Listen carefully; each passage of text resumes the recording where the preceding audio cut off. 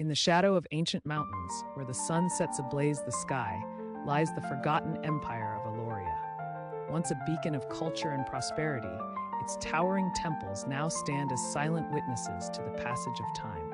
At the heart of Aeloria, a young and ambitious leader, King Thalion, rises to power, determined to unite the fractured tribes under his banner. His vision for a united empire ignites hope, but it also stirs envy and resentment among rival leaders.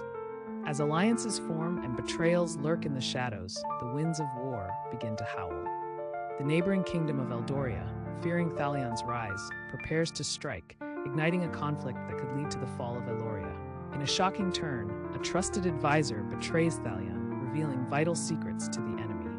As the battle ensues, the young king must confront the reality of loyalty and sacrifice, leading to a heart-wrenching choice. In the end, Aeloria falls into ruin, but the legacy of Thalion's vision remains. History teaches us that empires rise and fall, yet the true strength lies in unity and the bonds forged in adversity.